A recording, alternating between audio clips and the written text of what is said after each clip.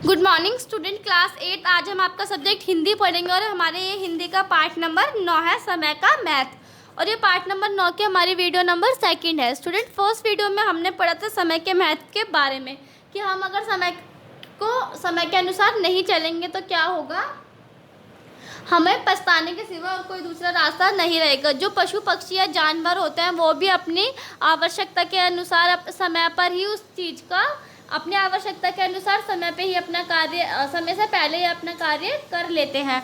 इसीलिए मतलब कि व्यक्ति ने, पहले के मनुष्य ने क्या करा, हम समय के अनुसार चल सके, अपना काम समय पर ख़त्म कर सकें, तो घड़ी और कैलेंडर की खोज करी। हम समय को बांध कर तो नहीं रख सकते, लेकिन क्या कर सकते हैं, समय के साथ अपना काम कर सकते हैं। तो स्टूडेंट, हम अपनी सेकंड वीडियो में आगे चैप्टर अपना पढ़ेंगे। समय के साथ चलने के लिए अनुशासित होना सबसे ज़रूरी है। मतलब क्या कि समय के साथ चलने के लिए हमें नियम, अपने रूल खुद बनाने पड़ेंगे। हमें ये काम इस समय तक करना है तो हमें वो काम उस समय तक ख़त्म करना ही है। किसी अन्य उदाहरण को ढूंढने के बदले यदि हम अपने आसपास देखें तो प्राकृतिक अनुशासन का सर्वोत्तम उदाहरण है। मतलब कि किसी और चीज़ को ढूंढने की जगह हम प्राकृतिक को देखें तो वो प्राकृतिक क्या होती है, जैसे कि सूरज है, वो अपने समय पे निकलता है और समय पे ही अस्त होता है। चंद्रमा समय पर निकलता है और समय पर ही अस्त होता है। घड़ी अपने समय अनुसार ही चलती है। जो प्राकृतिक है वो अपना जो कार्य है वो समय के अनुसार करती है। तो हमें क्या करना चाहिए, हमें इधर उधर देखने की जगह अपने प्रकृति पर ही ध्यान देखना चाहिए।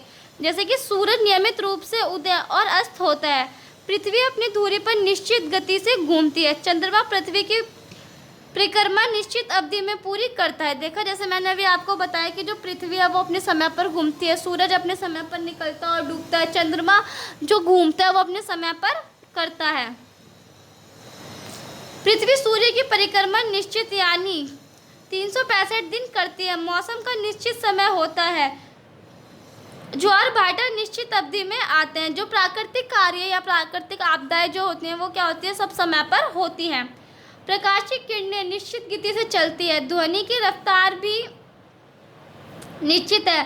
पर हम ये समझते हैं कि आज हम आज़ाद देश के निवासी हैं, इसलिए सब कुछ करने की आज़ादी है। जैसा मनचाहा काम करने की आज़ादी, मनचाही बात करने की आज़ादी, मटर गश्ती करने की आज़ादी, जी भरकर आलस करने की आज़ादी और बातों को टालते रहने की आज़ादी। तो हम क्या सोचते हैं कि हम तो आज़ाद हैं, हमें तो फ्रीडम मिली, तो हम अपना क्या कर सकते हैं, हम कुछ भी कर सकते हैं, मटर गश्ती कर सकते हैं, अपना काम छोड़ सकते हैं, आलस कर सकते हैं, हर चीज़ की आज़ादी है। इसमें एक स्टोरी है। एक थे टालू मास्टर, एक मास्टर थे जिसका नाम था टालू। वह हर काम को टालने में माहिर थे। वो क्या करते थे, अपना हर काम को टाल देते थे। एक बार उनके पास एक व्यक्ति संदेश लेकर आया। टालू मास्टर ने अपनी प्रकृति के अनुसार कल आने कहकर टाल दिया।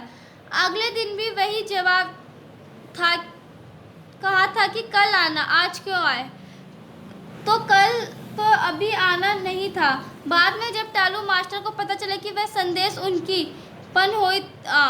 पदोन्नति से संबंधित था, जिसके लिए उन्हें तुरंत हस्ताक्षर हेतु बुलाया गया था, पर अब क्या हो सकता था। टालू मास्टर अपने टालने की प्रकृति के कारण अवसर खो बैठे। उन्हें के पास अब पछताने का कोई चारा नहीं था।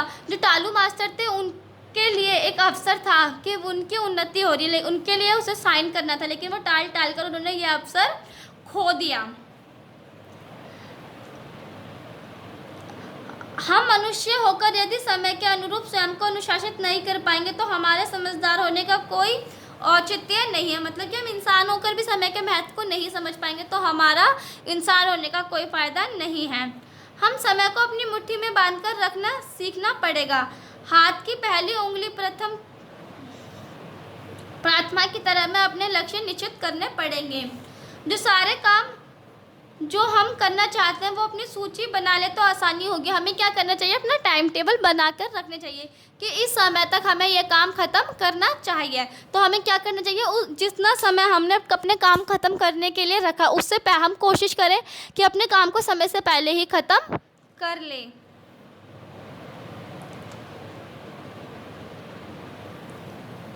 उनामा की उंगली की तरह वे सारे काम जो अवास्तविक है किंतु पूरा काम किए जाने की आवश्यकता नहीं है, उन्हें अपनी सूची से हटा दें। सबसे महत्वपूर्ण कुछ लक्ष्यों को चुनें और छोटी उंगली कनिष्ठा की तरह अपने मंसूबों को वैसे ही दृढ़ बनाकर काम करें जैसे कृष्णा ने दृढ़ता अपनी छोटी उंगली पर गोवर्धन पर्वत उठा लिया था। अंगूठे की सहायता से उंगलियां वस्तु को पकड़ने का काम करती है, तो मन पक्का कर ले। निर्धारित समय से पहले ही हमें अपना काम पूरा करना है, अपनी मुट्ठी में जकड़ ले। मैंने आपको बताया कि हम जिस तरीके से अपना टाइम टेबल बनाते हैं, हम कोशिश करें कि उस समय से पहले ही अपना काम ख़त्म कर लें। हम मनुष्य हैं और हमारे पास सोचने की बहुमूल्य शक्ति है, इसलिए यदि हम चाहें तो समय का कुशलता के साथ प्रयोग करके समय के साथ उस बुद्धिमान कछुए की तरह होड़ भी लगा सकते हैं। हम क्या कर सकते हैं, जैसे आपने खरगोश और कछुए की स्टोरी पढ़ी थी कि जैसे कछुआ जीतने की सोचता है तो वो जीत कर रहता है। खरगोश और कछुए की दौड़ की कहानी सबने ही सुनी होगी कि खरगोश किस तरह सोकर समय गंवाया और वहीं पर कछुआ किस प्रकार बिना समय व्यर्थ नष्ट किए अपने लक्ष्य की ओर लगातार चलता गया। आपने स्टोरी सुनी थी खरगोश और कछुए की। खरगोश क्या करता है कि वो सोचता है कि कछुआ तो अभी पीछे है, इसको आने में टाइम लगेगा, जब तक मैं सो जाता हूँ। और वो क्या करता है, और कछुआ धीरे धीरे चलकर अपने समय को उपयोग में लाकर वह जीत जाता है। और खरगोश क्या करता है, सोकर अपने समय व्यतीत कर देता है। समय को व्यर्थ नष्ट किए अपने लक्ष्य की ओर लगातार चलता गया। एक द्रुत गति में भाग सकने वाला खरगोश भी समय गंवाने के कारण मुंह की खानी पड़ी। मतलब कि एक इतनी तेज भागने वाला खरगोश भी क्या करा, समय को उसने महत्व नहीं समझा और वो हार गया। उस घटना के बाद समय के बाद की बात है, कछुए और खरगोश की दौड़ फिर से आयोजित की गई। इस बार खरगोश का जीतने का पूरा इरादा था, वह किसी भी तरह समय नष्ट नहीं करने वाला था। कछुआ भी यह जानता था कि इस बार खरगोश को किसी युक्ति से हराया जा सकेगा। उसने एक छोटी सी शर्त रखी और उस पर लोग पहाड़ी के ऊपर ना जाकर उसने ऊपर से नीचे ढलान की तरफ दौड़ेंगे। उसने क्या बोला कि हम ऊपर ना जाकर नीचे की ओर फिसलेंगे और दौड़ेंगे, उस पर दौड़ लगाएंगे। खरगोश को भला इसमें क्या आपत्ति होगी, ढलान वाले मार्ग में भी उसकी गति हर हालत में कछुए से तेज होती है। उसने सोचा कि मुझे कोई फ़र्क नहीं पड़ता कि हम ऊपर की तरफ दौड़ें या ढलान की तरफ दौड़ें, मेरी गति तो फिर भी तेज ही रहेगी। निर्धारित समय पर कछुए और खरगोश की दूसरी दौड़ हुई। खरगोश ने यह देखकर दांतों तले उंगली दबा ली कि इस बार कछुआ और भी तेजी से दौड़ रहा है। फिर से दौड़ में विजय हो गया। उसने क्या देखा उसने कि मतलब कि जो कछुआ था वो अभी भी बहुत तेजी से दौड़ रहा है। इस बार कछुए ने अपने पैरों में पहिए वाली स्केटिस पहन ली थी। अंत यदि हमें समय के साथ होड़ लेने के लिए वक्त के पहनने पड़े तो आवश्यक पहनने चाहिए। मतलब कि हमें क्या करें, वक्त के पहिए, अगर हमें समय पर चलने के लिए अगर हमें अकलबंदी या फिर कुछ भी करना पड़े तो हमें वो करना चाहिए।